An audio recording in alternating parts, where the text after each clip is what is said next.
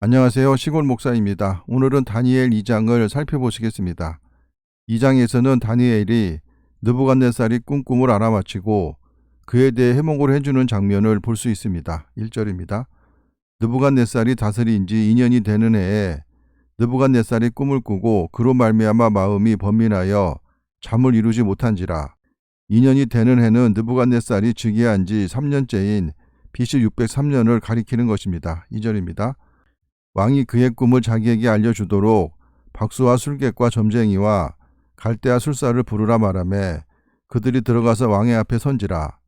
왕이 그들에게 이르되 내가 꿈을 꾸고 그 꿈을 알고자 하여 마음이 번민하도다 하니 갈대아 술사들이 아람말로 왕에게 말하되 왕이여 만수무강하옵소서. 왕께서 그 꿈을 종들에게 이르시면 우리가 해석하여 드리겠나이다 하는지라. 왕이 갈대아인들에게 대답하여 이르되 내가 명령을 내렸나니 너희가 만일 꿈과 그 해석을 내게 알게 하지 아니하면 너희 몸을 쪼갤 것이며 너희의 집을 거름더미로 만들 것이요. 몸을 쪼개는 것은 고대 근동 지역에서 자주 행해지던 형벌의 한 종류입니다. 6절입니다. 너희가 만일 꿈과 그 해석을 보이면 너희가 선물과 상과 큰 영광을 내게서 얻으리라. 그런즉 꿈과 그 해석을 내게 보이라 하니 그들이 다시 대답하여 이르되 원하건대 왕은 꿈을 종들에게 이르소서. 그리하시면 우리가 해석하여 드리겠나이다 하니 왕이 대답하여 이르되 내가 분명히 아노라. 너희가 나의 명령이 내렸음을 보았으므로 시간을 지연하려 함이로다. 너희가 만일 이 꿈을 내게 알게 하지 아니하면 너희를 처치할 법이 오직 하나이니 이는 너희가 거짓말과 망령된 말을 내 앞에서 꾸며 말하여 때가 변하기를 기다리려 함이라.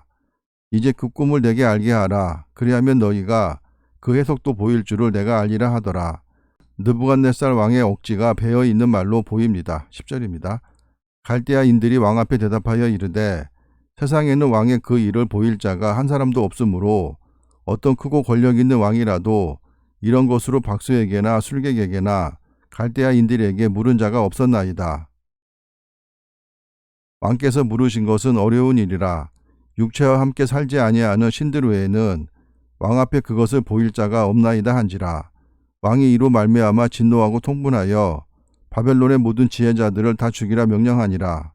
왕의 명령이 내림에 지혜자들은 죽게 되었고 다니엘과 그의 친구들도 죽이려고 찾았더라. 그때 왕의 근위대장 아리옥이 바벨론 지혜자들을 죽이러 나가매 다니엘이 명철하고 슬기로운 말로 왕의 근위대장 아리옥에게 물어 이르되 왕의 명령이 어찌 그리 급하냐 하니 아리옥이 그 일을 다니엘에게 알림해 다니엘이 들어가서 왕께 구하기를 시간을 주시면 왕에게 그 해석을 알려드리리이다 하니라.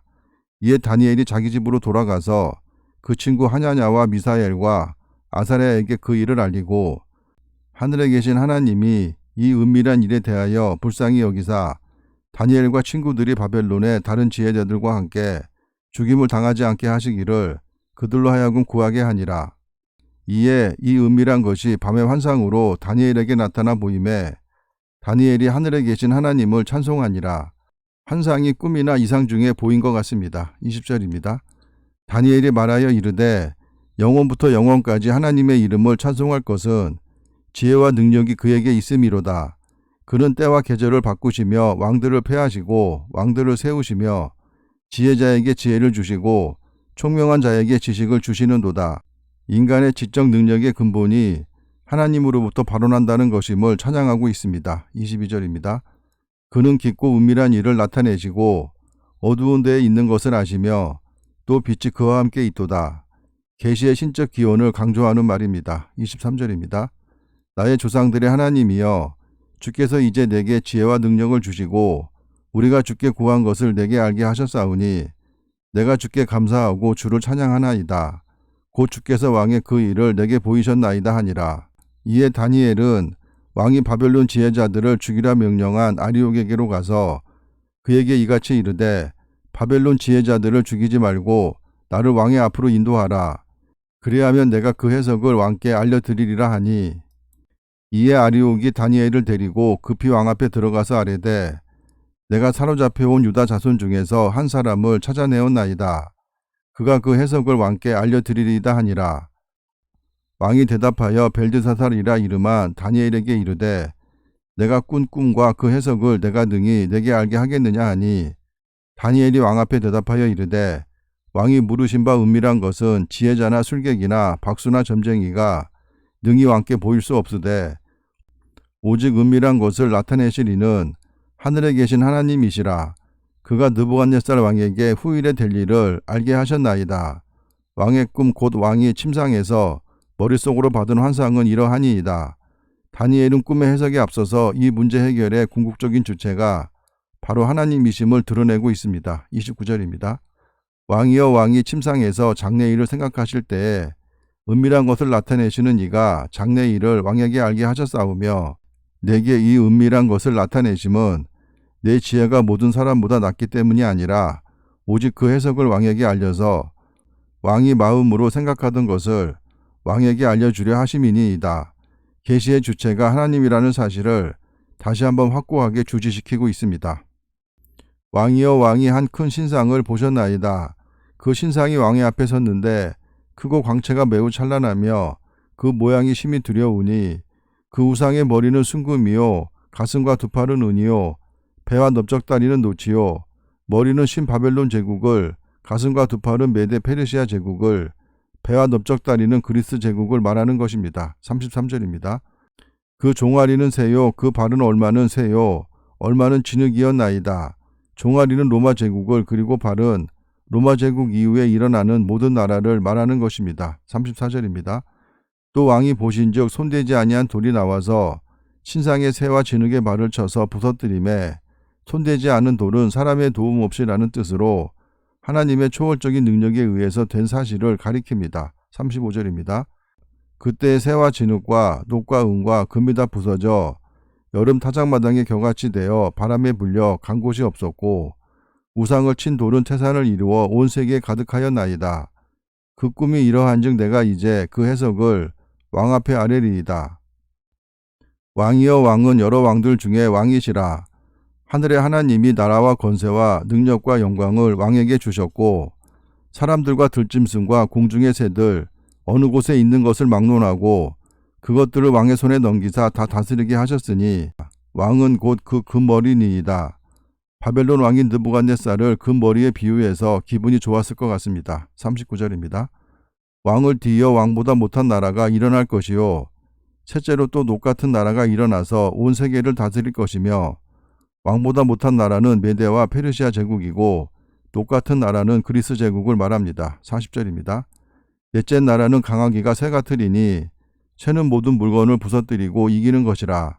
새가 모든 것을 부수는 것 같이 그 나라가 문 나라를 부서뜨리고 찌을 것이며 넷째 나라는 로마 제국을 말합니다. 41절입니다.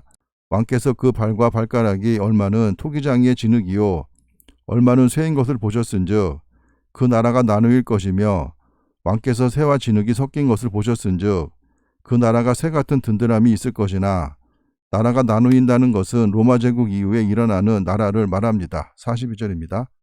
그 발가락이 얼마는 쇠요 얼마는 진흙인즉 그 나라가 얼마는 든든하고 얼마는 부서질 만한 것이며 왕께서 새와 진흙이 섞인 것을 보셨은즉 그들이 다른 민족과 서로 섞일 것이나 그들이 피차에 합하지 아니함이 새와 진흙이 합하지 않음과 같으리이다. 이 여러 왕들의 시대에 하늘의 하나님이 한 나라를 세우시리니 이것은 영원히 망하지도 아니할 것이요 그 국권이 다른 백성에게로 돌아가지도 아니할 것이요 도리어 이 모든 나라를 쳐서 멸망시키고 영원히 설 것이라. 하나님이 세우실 한 나라는 그리스도의 초림으로 시작되어 재림과 함께 궁극적으로 성취될 메시아 왕국 곧 하나님 나라를 의미한다고 볼 수 있습니다. 45절입니다. 손대지 아니한 돌이 산에서 나와서 새와 녹과 진흙과 은과 금을 부서뜨린 것을 왕께서 보신 것은 크신 하나님이 장래의 일을 왕께 알게 하신 것이라. 이 꿈은 참되고 이 해석은 확실하니이다 하니 이에 느부갓네살 왕이 엎드려 다니엘에게 절하고 명하여 예물과 향품을 그에게 주게 하니라. 왕이 다니엘에게 절을 한 것은 고대 근동에서 상대방에 대한 존경의 표시로 흔히 행해지던 의례적인 모습입니다. 47절입니다. 왕이 대답하여 다니엘에게 이르되 너희 하나님은 참으로 모든 신들의 신이시요 모든 왕의 주제시로다. 내가 능히 이 은밀한 것을 나타내었으니 내 하나님은 또 은밀한 것을 나타내시는 이시로다. 왕이 이에 다니엘을 높여 귀한 선물을 많이 주며 그를 세워 바벨론 온 지방을 다스리게 하며 또 바벨론 모든 지혜자의 어른을 삼았으며 다니엘을 총독으로 세웠습니다. 49절입니다. 왕이 또 다니엘의 요구대로 사드락과 메삭과 아벳노고를 세워 바벨론 지방의 일을 다스리게 하였고 다니엘은 왕궁에 있었더라. 다니엘에게 총명과 지혜를 주신 하나님께서 이 영상을 보시는 분들에게도 다니엘과 똑같은 지혜와 총명을 허락하여 주시기를 소원합니다. 감사합니다.